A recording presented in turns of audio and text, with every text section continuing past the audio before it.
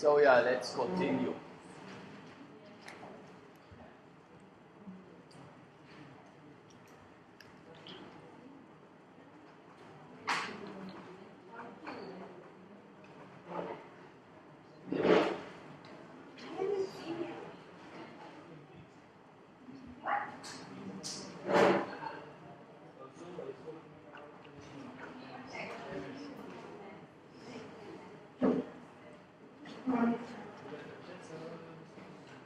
So then it's now with the with the diamond class.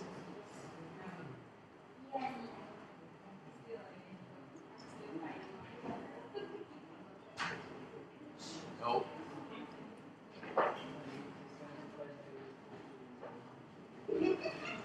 No.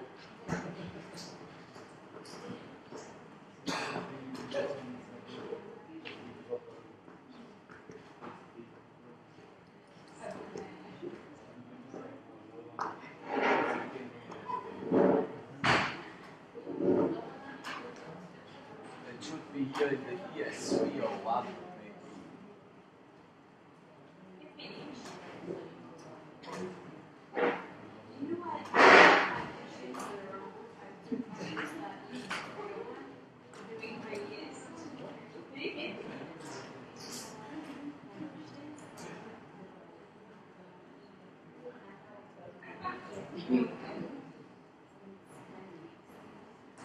So and there we need now the diamond class. This one maybe? Yes. That's the one. So just need somebody come. No. So I gave you last week this introduction and showed you some pictures of diamonds.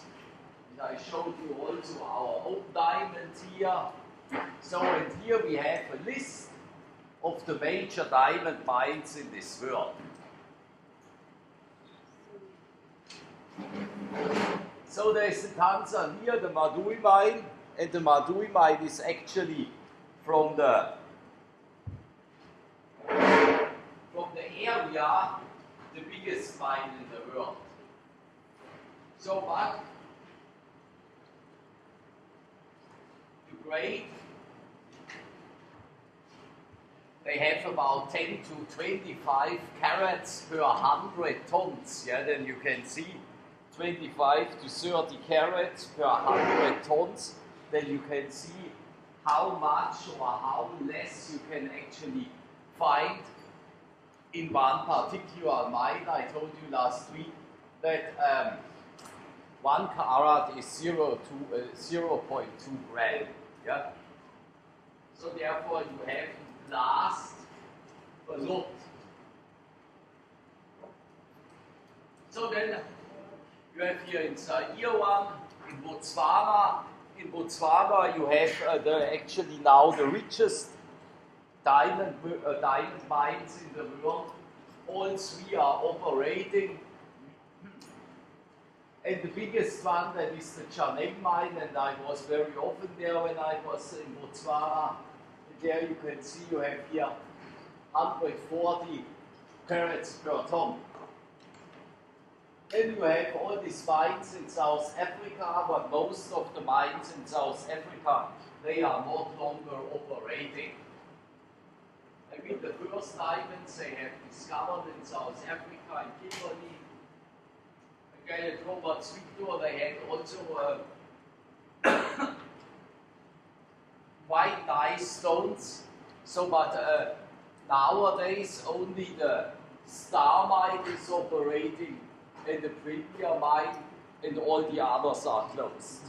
So nowadays they are reworking then all the material which is on the dump site on these closed mines. Yeah?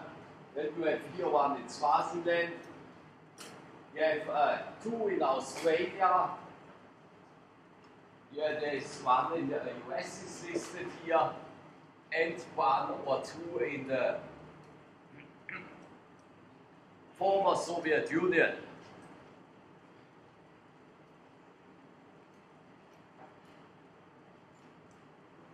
So again, in the last column, we have then the list if these are kimberlites or lamproites.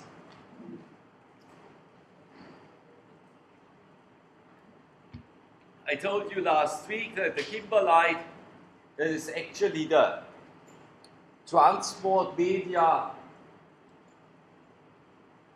which is bringing the diamonds to the Earth's surface, and they have nothing to do with the formation of the diamonds. And the lamproites are doing the same. So, but the lamproites, first of all, lamproites you have only in Australia. And second of all, lamproites, they are chemically a little bit different, and they contain more water inside, and therefore the diamonds which are brought up by lamproites, they are showing a stronger degree of resorption. Now we are going to the next slide. So, and now we have the major minerals in the kimberlites and the major minor minerals and the xenocrystic minerals.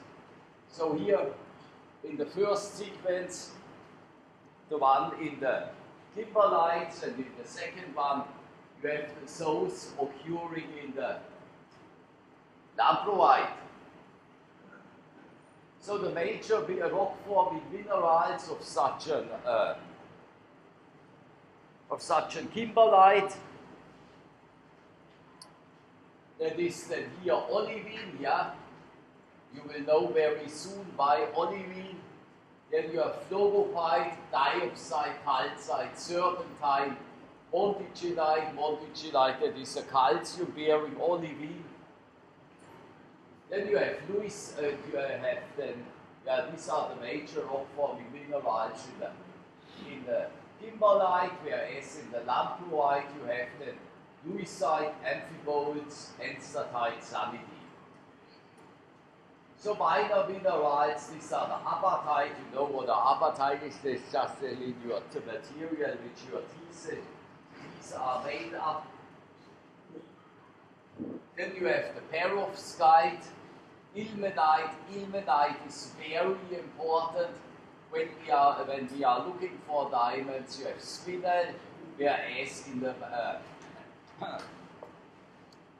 lamproite you have additionally hydrite, nepheline, and granite. Then you have xenocrystic minerals inside. A xenocryst, that is a mineral which has just picked up by the kimberlite, so it has nothing to do with the formation of the kimberlite. It's just inside the kimberlite, like the diamonds itself. So, and therefore we have again olivine, so but now the garnet. And the garnet is another very important mineral in diamond exploration. So, and that is because it is an indicator mineral. I will tell you later why. Then you have diopside, enstatite, spinel. And now we need the next slide.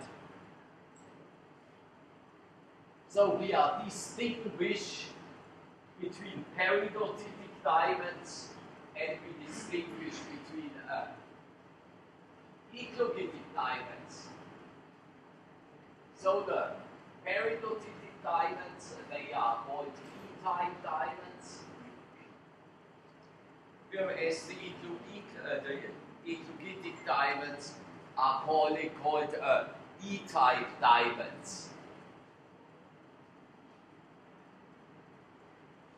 So, what is now the difference between, first, what is the difference between an eclogite and what is a peridotite?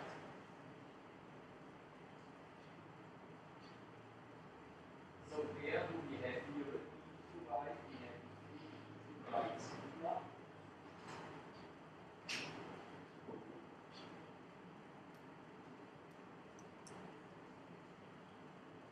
So, we can just check.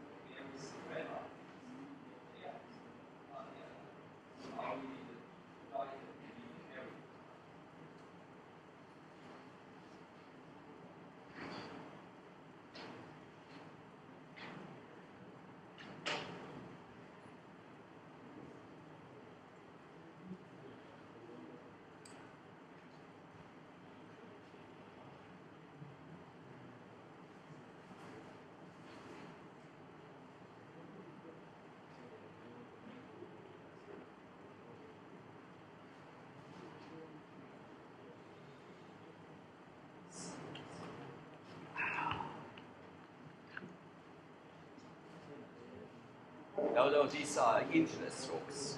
The peridotites, they should be inside there somewhere.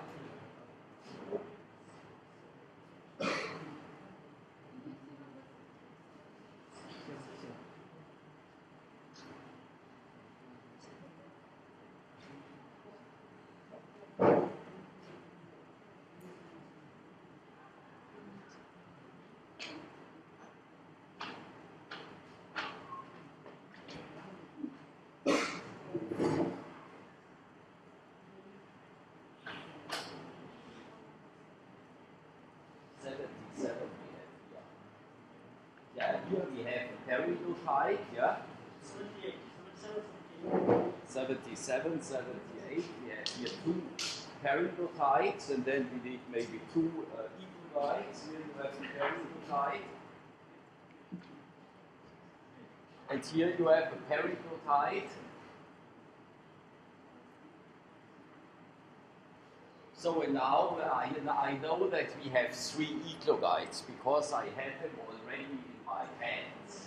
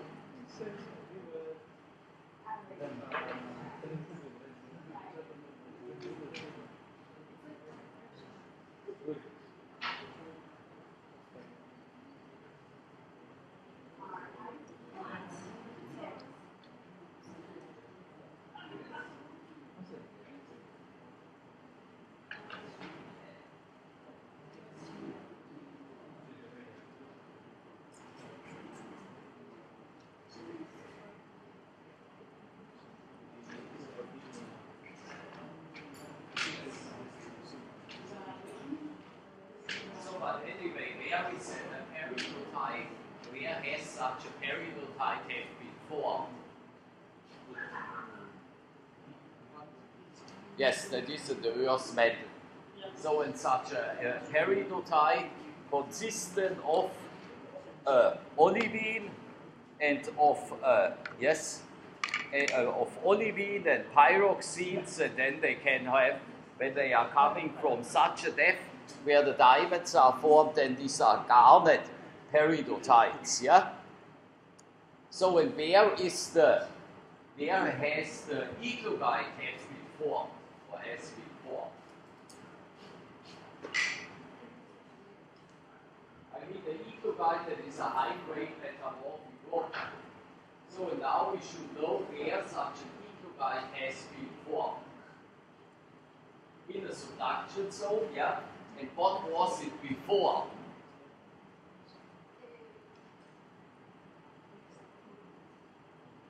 That was before a double, yeah?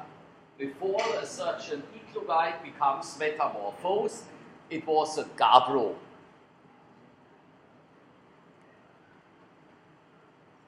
So in such a gabbro, and is this one, you can just give it again around, yeah, and then you can compare it with the eclogite, and then you know that was it at first, oceanic crust, yeah, gabbro, that is oceanic crust.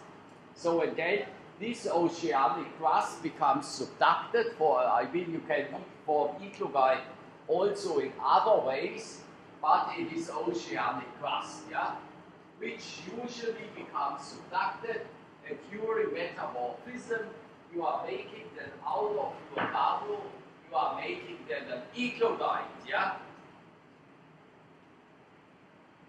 So,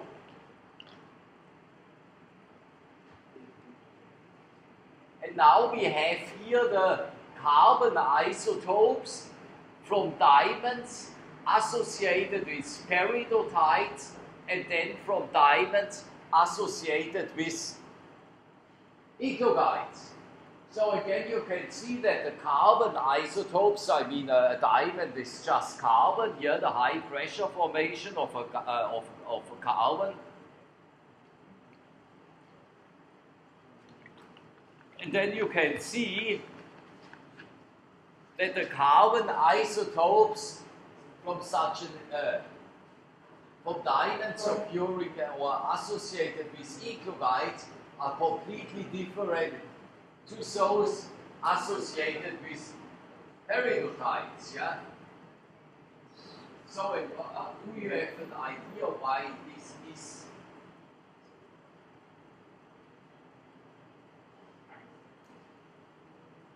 So I mean, where do you think comes the carbon? Where do you think comes the carbon from to make a diamonds associated with a peridotite? I think you just told me right now that is correct. Peridotites are formed in the mantle, yeah? So and therefore the carbon for making a peridotitic or a p-type diamond is also carbon, which is in the mantle, yeah? So again, it's the most of the time in the mantle, the carbon is associated there with CH4. So and where do you think does the carbon come from to make an eclogite, an E-type of diamond?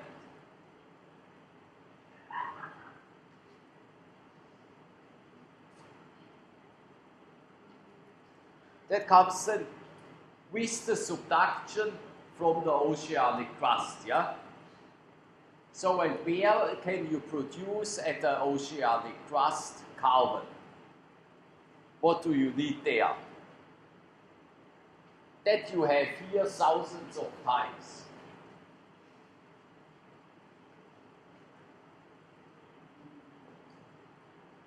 That comes from shales. Shales, yeah? And the carbon from shales, that is organic carbon, yeah? I mean, a shale is something organic. And therefore, the carbon isotopes from an E-type of diamond is completely different, or showing a completely different from those of a peridotitic diamond. That's the reason.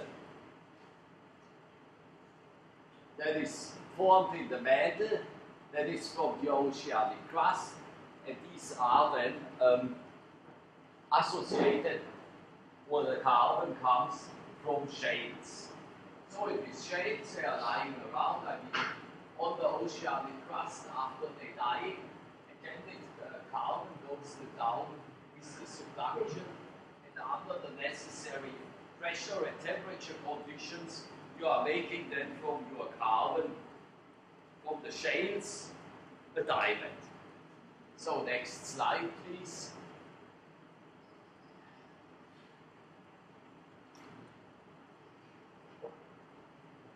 surprisingly, the isotopic composition of the bulk of the bulk carbon is very similar to those which you can find in chondrites. Yeah? And you know, meanwhile, what a chondrite is, that is our meteorite. So, and that is a carbonate sphere-bearing chondrite. And I mean, the chondrite is actually not made up of shades, because in space we do not have shades. At least as far as I know. So, next slide.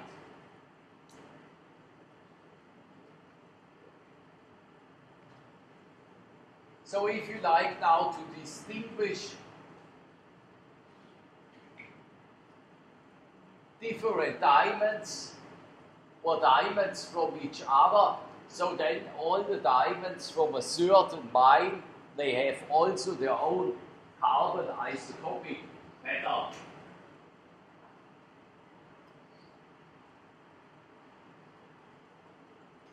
So and that is also very close to this of the graphite in very old meta sediments. And these meta sediments, I mean, they are going then also down with the subduction. And here we have on the diagram below the isotopic pattern from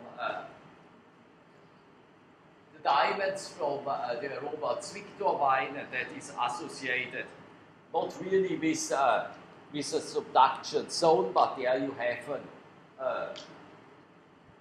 oceanic crust, and that this oceanic crust was between two continental land masses, and then it was compressed from both sides, and the oceanic crust was just pushed downwards.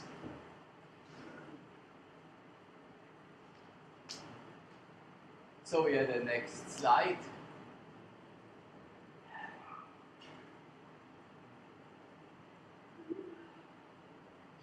So here we have some calculation from the Finch mine.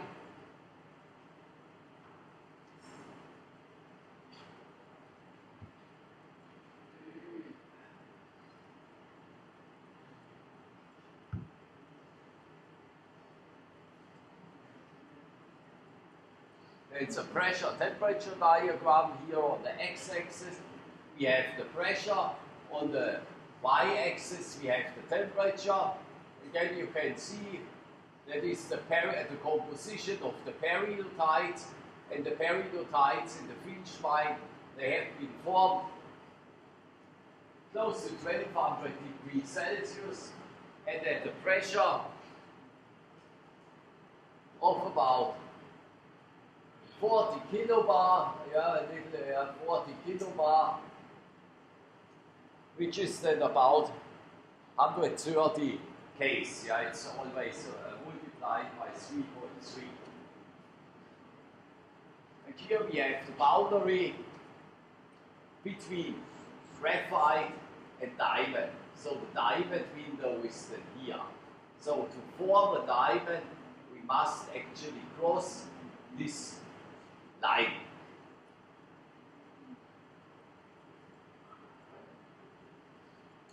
And therefore we need a thick continental crust, because the diamonds, they have to survive somewhere. So next slide.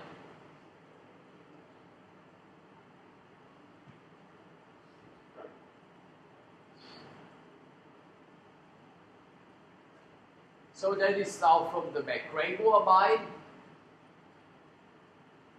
Here we have the PT conditions where they have found the xenolites. And here we are in the diamond window. Here we have the solidus from the saturated peridotite. That means from here to here we are producing then melt. So in such diamonds, they are brought up by kimberlite, as I told you, and that is actually during a very fast uplift. I told you this.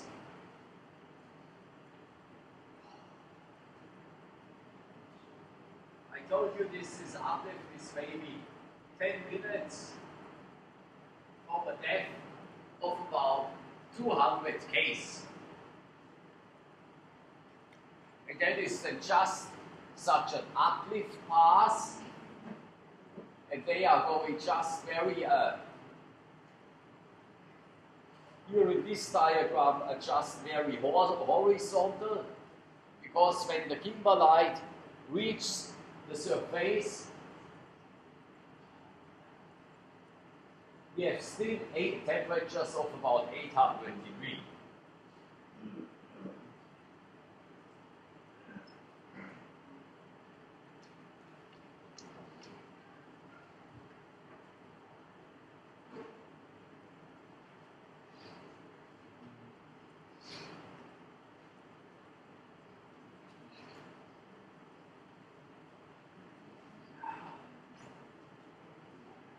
Yeah, next slide.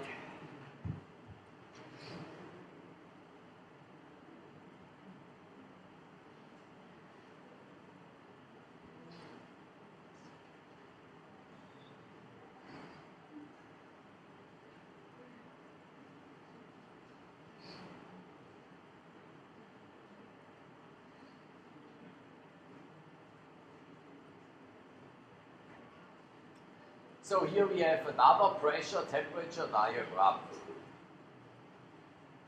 Again, here the graphite diamond boundary, and here the associated garnets. Yeah, we have here the garnets in lersolite, and here we have garnets in harzburgite.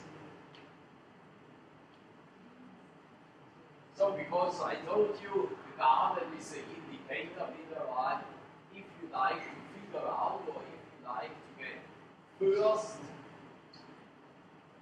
informations, if there are, or if you are dealing with lersolite from, or with garnets from lersolite,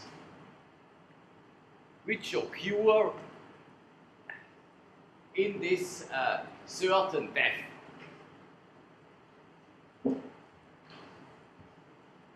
And therefore you are using a certain type of garnets with a certain chemical composition. No, before.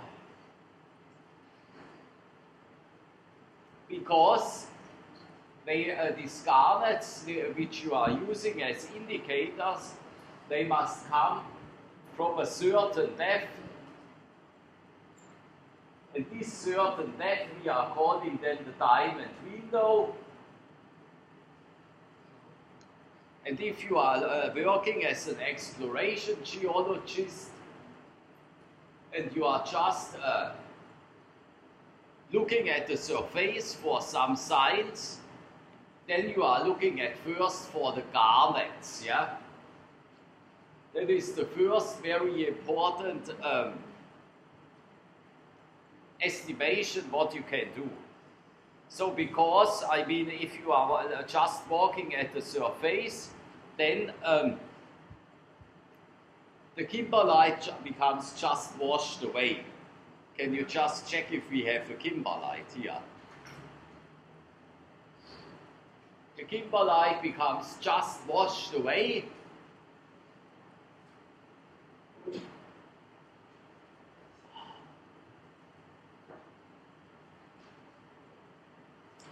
And then you are looking for some indicator minerals, and when I'm saying the kimberlite becomes just or became just washed away, that means then these indicator minerals, they are lying then just as single minerals around. And in this table at the beginning, I showed you that these garnets occurring as xenocrysts in kimberlite. So when the kimberlite become washed away, what you need for that you can wash away something, you need water. So, and I mean, you are not putting the kimberlite in the washing machine. You need the water, and that is just due to erosion, and that leads then to you need a water flow. So, and where would you then look for these garnets? With rivers, yeah, or with riverbeds, yeah. So in such a garnet you can identify very easily because it is reddish. Can you also check if we have a garnet? Yeah, of course we have a garnet.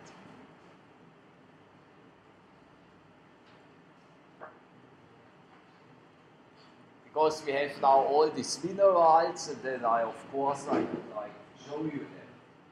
Because therefore we have it, or therefore we got it.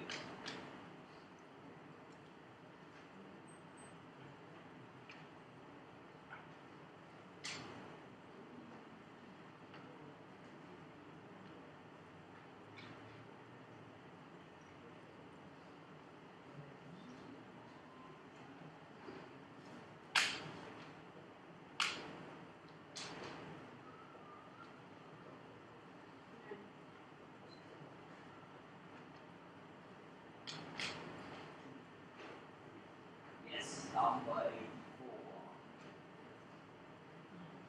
Although a garnet is in the mineral walls.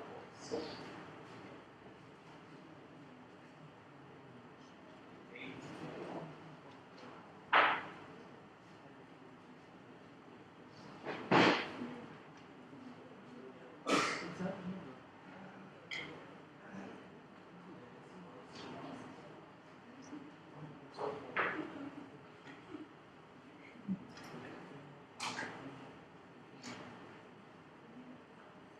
So here we have our almandine garnet, that is the iron-rich garnet.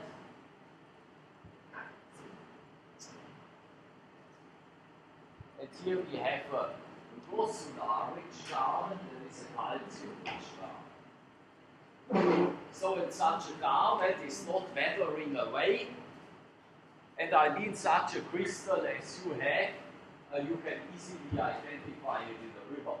Yeah? So and then you are looking for the garnets, and therefore you are looking for the G9, G10 garnet. So G9, G10, I will show you this in one of the next diagrams. That is a typical garnet, which is then formed in the garnet window, and then you know, Uppsala, here we have some.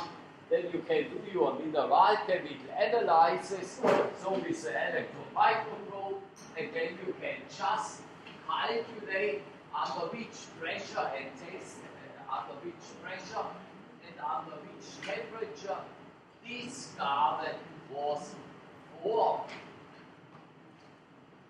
So, and then you have the first indicator, yeah? If this is this G9, G10 garnet, then you know, hoppla, this garnet was formed in the diamond window. So, and then you know, there I can now continue with my search, yeah? So then you still don't know if there is a diamond inside or not. Therefore, you are looking for the next indicator mineral. And the next indicator mineral, I mentioned this to you as well before, that is which mineral?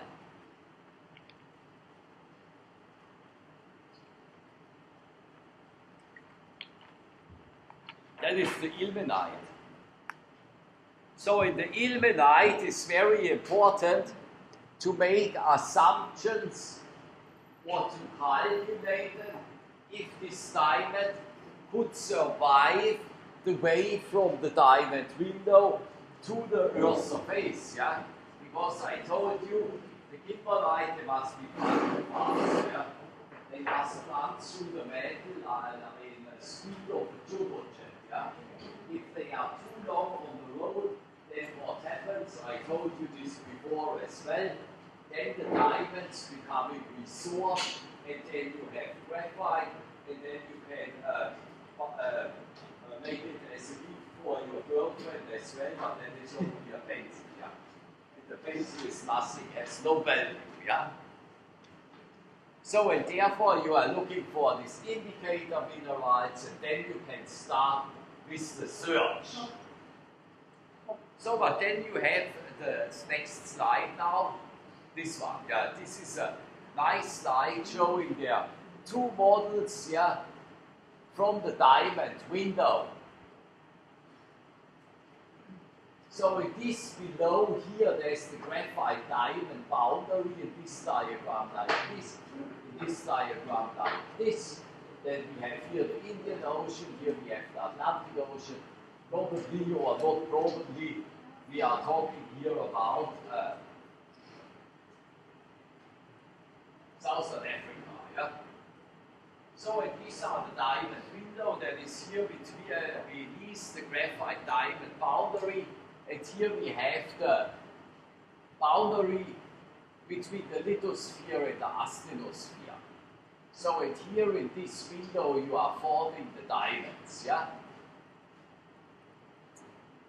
So but what is now the next important thing if such a kimberlite makes the way up to the surface?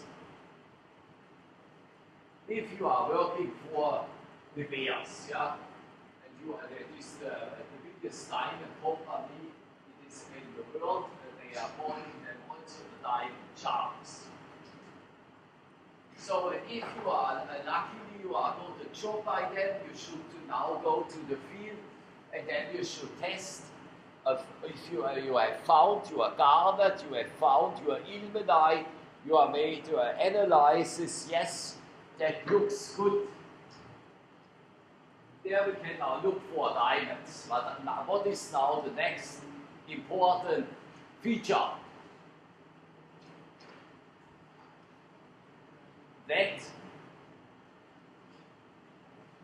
the kimberlite is running through a field in the diamond window where they have diamonds. Yeah? I mean, if the kimberlite is running somewhere through where they do not have diamonds, then you cannot find them on the surface, yeah, of course. It's the same with the copper or gold. Before you can, or you, even if you have found all sides for the formation of copper or gold, the gold or the copper had at first to become enriched in the magma chamber, yeah, because otherwise you cannot bring it later on somewhere. If it is from the beginning not there, then it's also not later there. Yeah? That's for the same for the diamonds. If your kimberlite runs through here, then it is probably the diamond bearing. If it runs through here, then you will not find any diamonds, even if you have all the indicators. Yeah? So that is the tricky thing. Next slide. So what do you need now for the formation of diamonds? You need at first a very thick continental crust.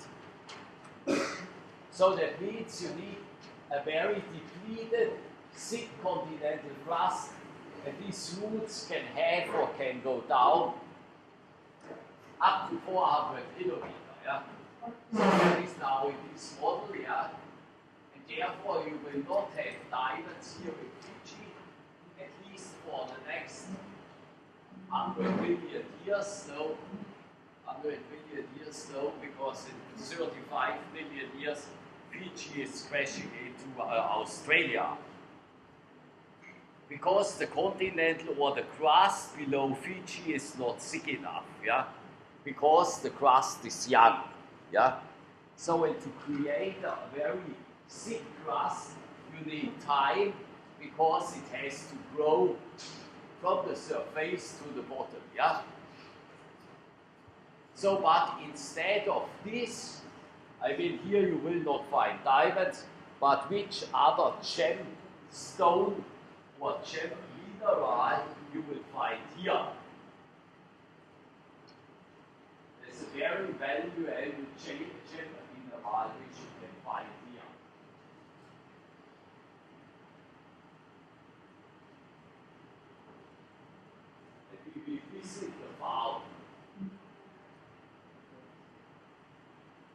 pearls. So if you are going to South Africa, there you can look for pearls as long as you want. There you will never find pearls, yeah? Because for pearls, you need another environment, and the pearls are the last chapter in our class here, because I think it's better if we are visiting at first the pearl farm and then we are talking about the pearls, yeah? Because they will give you at the pearl farm also a presentation, yeah, and they will show you a lot of pearls and beautiful and good pearls, yeah? So, and this is always depending on the environment where you are. South Africa, you are forming diamonds. Fiji, you are forming pearls. Yeah?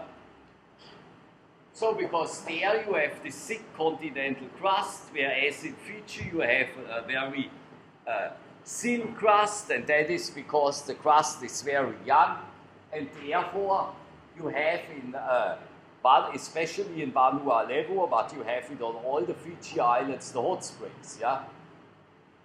So because the water becomes heated up from below, then it comes to the surface, yeah? That is then also a chapter what we are doing after the midterm break, because at first then you can see at first all the hot springs there, yeah? And these hot springs are also very useful in terms of geothermal energy, yeah? So that can you also do in South Africa, because there's also the hot spring, because the continental crust is too thick and too old, and there's nothing anymore warmed up from below.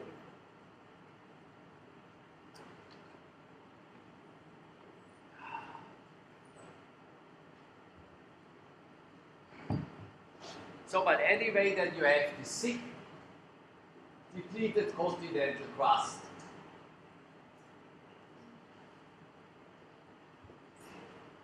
Afterwards, parts of your continental crust has been removed here at the thermal boundary.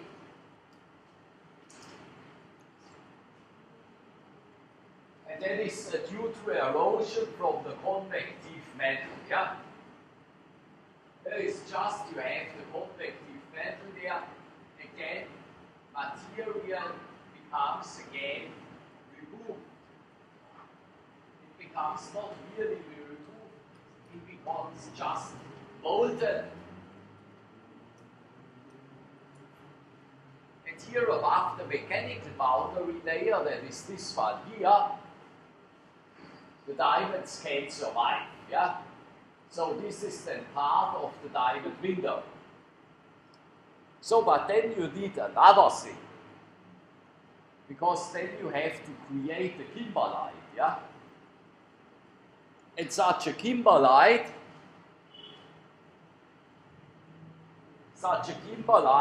that is a very volatile, rich melt, and there's also a lot of potassium inside.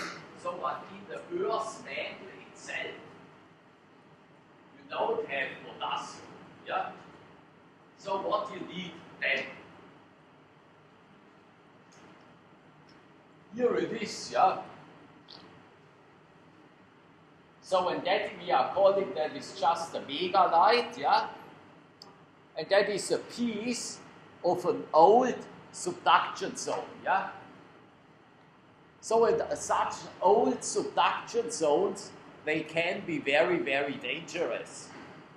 I mean, they are very, very necessary to keep this planet alive, yeah? But sometimes they are creating a lot of problems. So why do you think is this?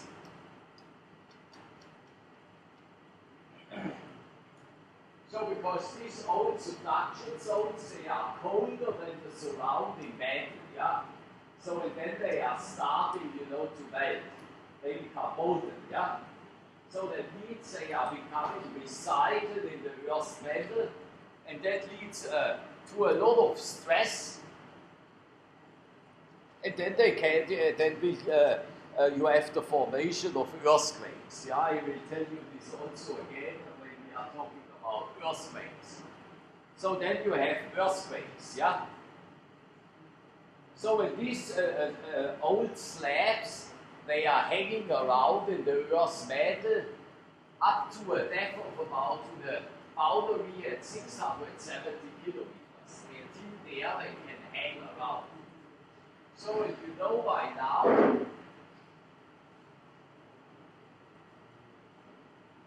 that you have every day here in Fiji, you have earthquakes, yeah, every day. Because you can, otherwise you cannot feel it on the surface, yeah. So why is this? That is because in the depth ranging between 400 and 600 kilometers, such old stuff is hanging around. So in this old stuff, these are old subduction zones, and nobody knows what one can actually recalculate where they are coming from, because they are just lying on the ground, and they are lying there for a period of year scale, yeah. So but the planes above are moving, yeah.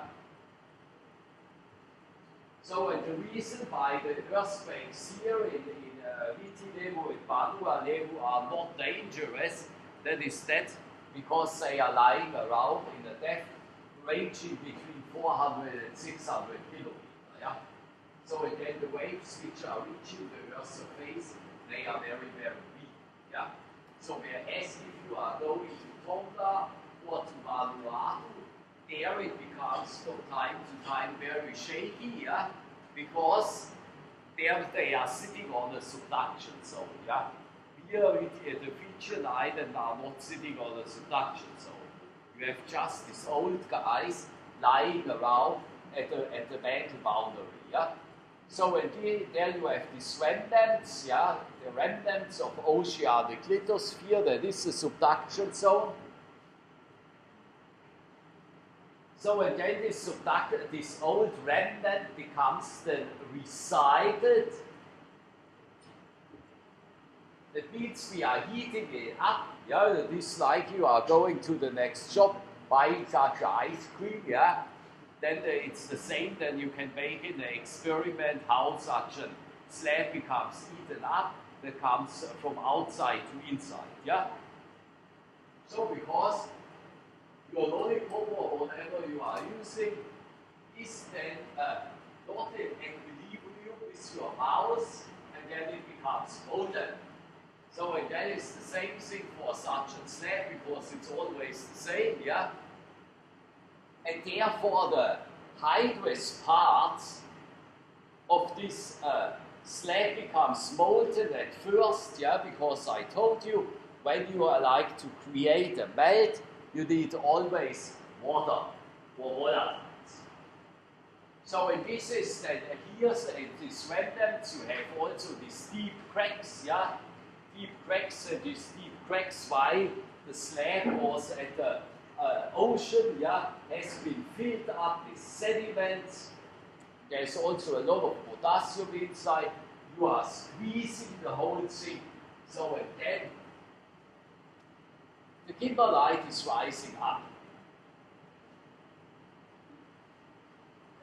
So you have two types of kimberlites. Those kimberlites which are formed here, these are type 1 kimberlites, and they contain a lot of serpentine. They called serpentine montichinite kimberlites. And then you have the type 2 kimberlite. They are called orangenites, and the orangenites can only be found in some areas in Southern Africa. So these are the type 2 kimberlites, and they are formed, they contain a lot of mica. So again you have this dehydration occurs. You are creating here your kimberlitic melt, and if the kimberlite shoots through this thing here, where we are in the diamond window, then you can pick up some diamonds, bringing them to the Earth's surface. while if the kimberlite is shooting here through, then you will not discover any diamonds on the Earth's surface because it is not running through the diamond window. I think that should be now clear.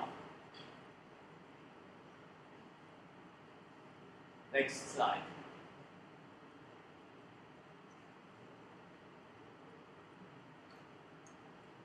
What do we have here?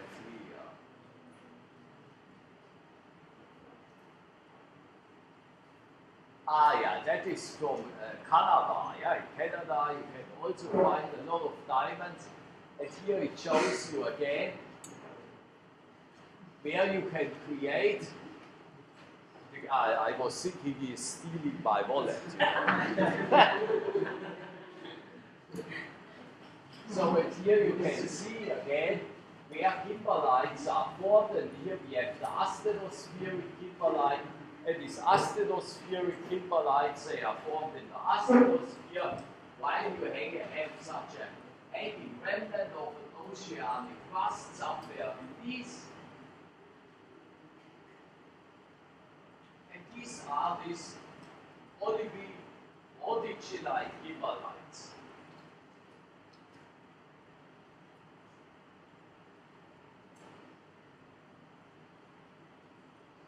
So here we have again the diamond window.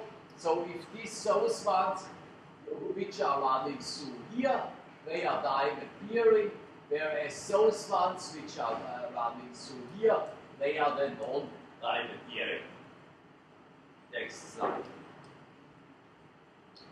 Yes, that is now another very nice picture showing the same story again. So here we have a subduction zone, here we have a mobile belt, yeah? And here we have the crust. So here that is the old continental crust, mostly of Archean age. We have here the diamond graphite boundary again, and here we have different types of diamonds. So here we have garnet harzburgites here, diamond bearing garnet harzburgites. Then we have here the eclogitic lithosphere. I told you you can have also eclogites in the lithosphere. Here we have subducted eclogites, diamond bearing eclogites. And this one, they are garnet lersulites from the lithosphere. Yes, this and these ones, yeah. So now we have the situation, we have here different kimberlites coming up, and of course, there where the kimberlite goes through a diamond window, they can sample the diamonds, yeah. So if they are running here through, then they can sample an eclogitic diamond, and they can sample a garnet, a diamond which is associated with a garnet lersulite. So it is not necessary that you are finding in one line only E types and in the other one only P types. They can also be mixed up. So in this situation you have, when your kimberlite runs through here, so if your kimberlite runs through the mobile belt, then you have not the kimberlite, then you have these lamproites, which I mentioned before as well. But this situation where you have the lamproites, that means where the formation of diamonds, or not the formation of diamonds, but where they occur in the mobile belt, this you have only in Australia. Yeah? That you have in Australia in the Kimberley block. Unfortunately, the Kimberley block has the same name as the first diamond in mine in South Africa. Therefore, you have always to classify from which one you are now talking about.